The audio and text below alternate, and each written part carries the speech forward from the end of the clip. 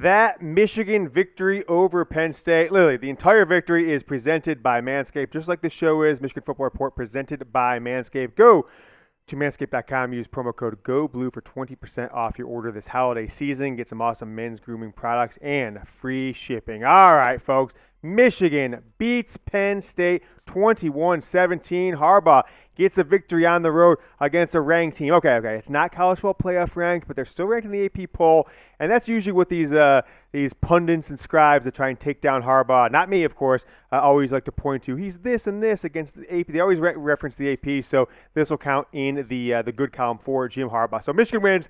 I'm pumped up. Look, that touchdown by Erick All, that fourth down stop by Michigan, I was going wild, all right? I was going wild. So like this video. Let's make sure we send Penn State fans home with just a bunch of likes in their face. I am pumped up about what's going to happen. 2 weeks of just getting ready for the Ohio State game. So go ahead and like the video. Let's get into our instant reaction. Michigan, Penn State, Wolverines go on the road. In a game after the first quarter, it felt like they were in control of the whole time, but never wanted to take control of, if that makes any sense. 21-17, they go down 17-14 in the fourth quarter after leading, come out in the second half, up 7-6.5, score a touchdown, up 14-6. Penn State scores a touchdown. They get the 2-point conversion, and then after a fumble by Cade McNamara, Penn State gets a field goal, and it looked like this was just one of those situations where one thing go wrong, and everything cascades in the wrong way for Jim Harbaugh and his team. But much like the Nebraska game, and Cade McNamara said it after that Nebraska win, he said, teams in this program in the past would lose this game, and I could think we could say the same thing for this Penn State game, but they persevered, scored a touchdown, Erick All, and get the victory against Penn State. So give me your one-word reaction to Michigan's win over Penn State, and I'm going to create my own word. It's like, thank you, I can breathe, and the next 2 weeks won't be just a complaining shit show. Now we can kind of celebrate a little bit and look forward to the Ohio State game for once. All right, that was my one-word reaction to this win over Penn State. So give me your one-word reaction. You can combine one, just can't use spaces if you want. I don't remember what my one-word reaction was now. It was just thank you, blah, blah, blah, blah, blah, on to Ohio State. So let's take a look at my instant reactions from this game. As you can tell by my behavior right now, it was an emotional roller coaster game. I was feeling good pregame. Felt terrible in the first quarter. Looking real good in the second quarter. Michigan dominated, but they only scored one touchdown. Some questionable play calling, especially on that fourth down play in the second quarter. Third quarter, boom, out of the gates, Michigan scores a touchdown. And then after that, it was like 45 to 60 minutes in real time from the 10, 11 minutes in the third quarter till 5 minutes left in the game or so, that it was a real emotional roller coaster for this team. It felt like they were wilting again, and luckily they came through when it counted, and Michigan gets the win. They got it done in the fourth quarter. All right, when it looked like the game was about to be over, you thought that Jim Harbaugh was going to go into shell. Josh Gass was going to call a bunch of terrible plays. Erick All kind of dragging across the field. McNamara hits him, and All with a great play to use all of his speed, get to the pylon, get in the end zone. They reviewed it, touchdown Michigan, and then the defense holds from there. Now, everyone wants to take shots at Harbaugh, but this does count as a victory on the road against an AP top 25 team. Penn State should have been ranked in the college football playoff rankings. That's an absolute sham that they weren't going into this one. They beat Wisconsin, all right, first game of the year. Wisconsin has 3 losses going into this week. They were ranked in the top 20 or so. Auburn, they beat, Penn State beat Auburn. They had 3 losses, were ranked in the top 15, 16. So it was a sham that they were not ranked in the college football playoff top 25, were in the AP poll top 25. Let's take a look at Cade McNamara before we go through the rest of my reactions. He was 9 of 14 for 64% and 105 yards and 1 touchdown to Roman Wilson in the first half. And like most games, actually, for Cade McNamara, the second half stats kind of just mirror the first half, just double them, and you get his second half stats, 19 of 29 for 65.5%, 214, but 3 touchdowns. And they were key touchdowns, one just outside the red zone, one in the red zone, to both those to Roman Wilson, and then a long touchdown pass to Erick All on that tight end drag that was the difference in the game today for Michigan. And what could be the difference for you in the bedroom, in your confidence, is whether or not you're using Manscaped, our presenting sponsor. 20% off free shipping. Go to manscaped.com, use that promo code GOBLUE. Should be pretty simple. Or tell your friends, tell your family members, tell whoever wants to get you a gift this holiday season. Go to Manscaped. Get me the Lawnmower 4.0. You don't want a jungle going on down there, folks. You can have one here, a little mustache. I've seen the comments, okay? Relax in the comments. This is the victory mustache. But get going with Manscaped, because if you're using something off the rack, you're using your razor that you shave your face with, that's disgusting, and you're nicking yourself up there, you're using some sort of, I guess, clippers that you might use for your hair, so I'm also not going to get the job done. Manscaped, you can take in the shower. It's waterproof. It gets the job done. It protects you down there, and when it comes time to go into the bedroom, it's not going to be an absolute jungle there. So take care of yourself this holiday season. Get the Lawnmower 4.0 with Manscaped. Promo code GOBLUE for 20% off. Number 2, the game of inches kept it close for Penn State in this one. And what do I mean by that? There were several plays throughout this game where just an inch or two, maybe a foot or 2, yard or 2, and Michigan could potentially have blown the game open, right? Let's talk about the first half in particular. There was that 4th down call. Michigan was up 7-3 at the time, right? Maybe 7-6, but 7-6 at halftime. 40-yard line. 4th and 2, and 7 guys were stacked up on the right side of the line. Michigan had 4 blockers on that side, but they still ran the play to it and absolutely stopped. A couple plays in the second half. Penn State stopped the ball inside the 3-yard line, 2-yard line, 1-yard line, I think it was actually, when they punted, got the ball. Same exact play. The prior possession for Michigan, they were down there, I think it was Mike Sainristil, didn't get the ball on her. Sainristil might have been. Michigan had 2 of those plays throughout the game. One, they didn't keep the ball out of the end zone. One they did. The one they did was earlier in the game. The one they didn't later. Lots of things could have gone the opposite way in Michigan's favor, and they could have won this game by 2 or 3 scores. I felt that they were in control. Should have, other than that stretch in the third quarter and the early fourth. But Penn State was able to take advantage of a little bit of home cooking here and there, making plays when it counted, and that's why this game was close. But I want to ask this question to you guys. Go down in the comments, let me know. I just want to hear your thoughts. It looked to me like we were going down the same route path as the Michigan State game. Take the lead in the third quarter, score a touchdown, coming out of halftime, etc. Not a 2-score lead like it was against Michigan State, but an 8-point lead. Felt like Michigan was in control, and then nothing happened. Nothing happened on offense. Penn State moved the ball when they had it. Then you had a turnover, okay? Cade McNamara gets sacked. You haven't seen a ton of that this year. He fumbles. Haven't seen a lot of turnovers from Michigan this year.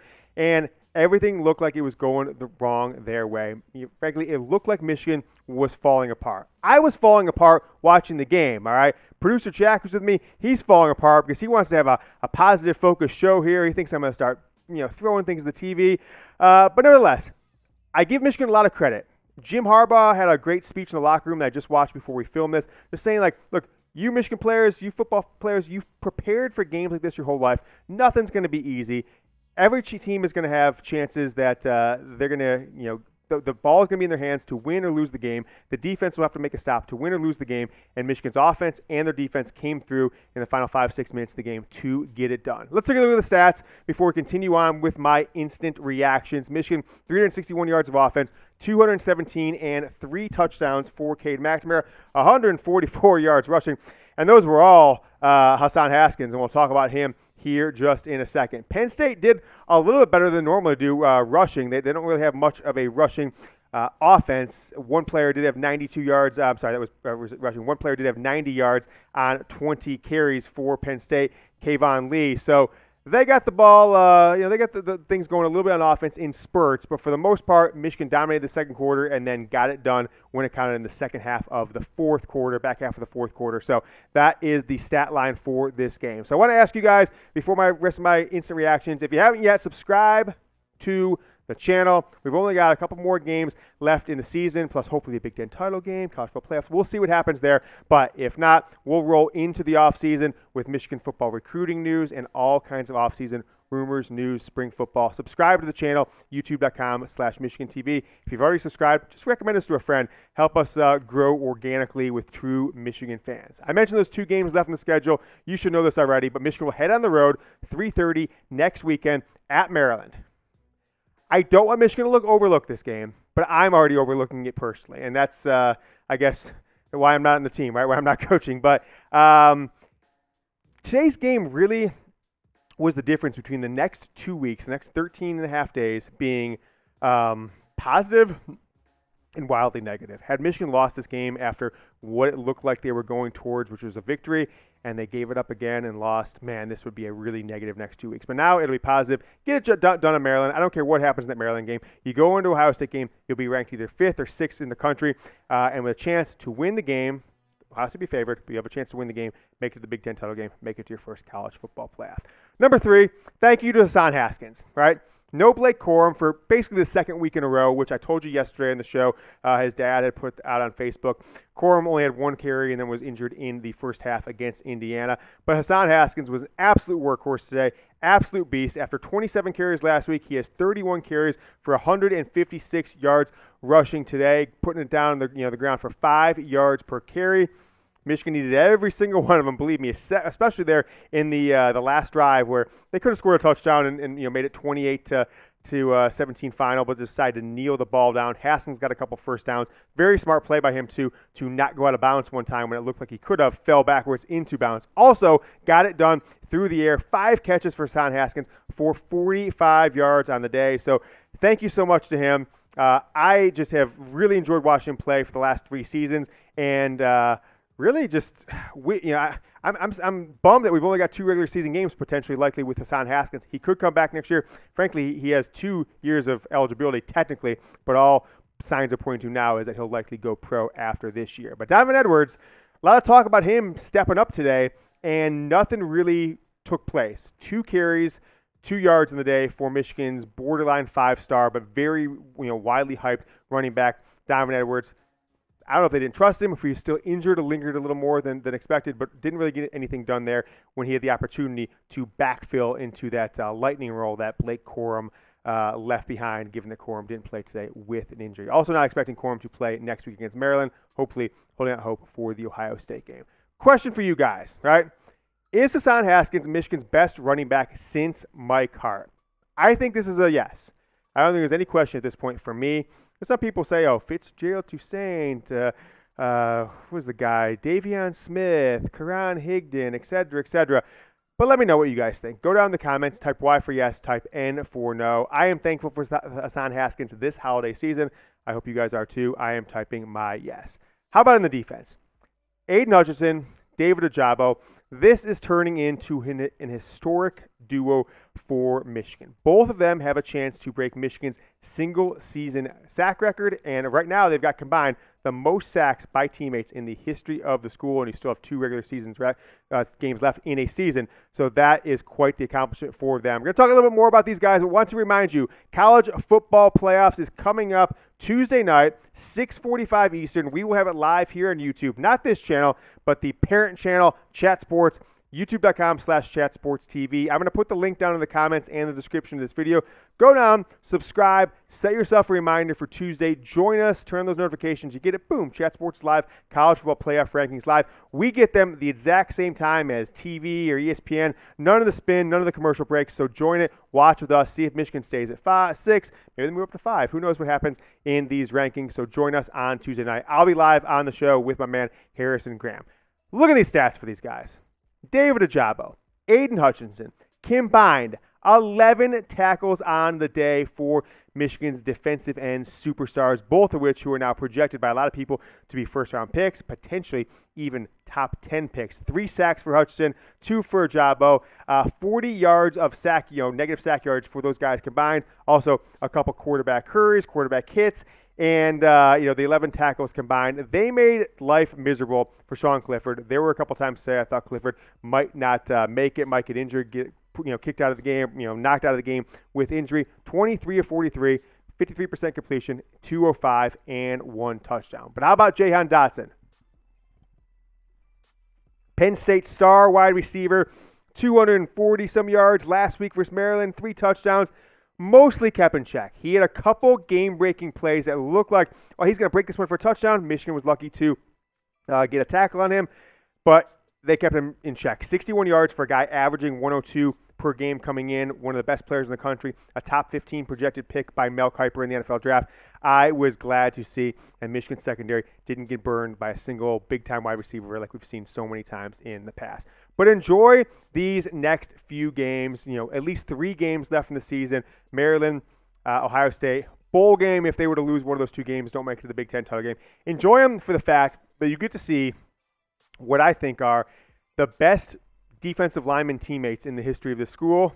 Hell, maybe in the history of this conference, right? That might be crazy to say. Ojabo's only played 10 games with Michigan as a starting player, but those 10 games have been as impactful of a game of our first-year starting defensive lineman in the history of this school, at least the way I see it. So enjoy these next two games with them. Maryland, Ohio State. Hopefully they both play in a bowl game. They get that win against Ohio State. Man, they just could really elevate their status going to the NFL draft. Maybe you could see both of them being top 5 picks. I don't expect Ojabo to stick around at this point. He is continuing to raise his game. I think I saw a 6th straight game of the sack, 6th straight game of the sack, Michigan football record.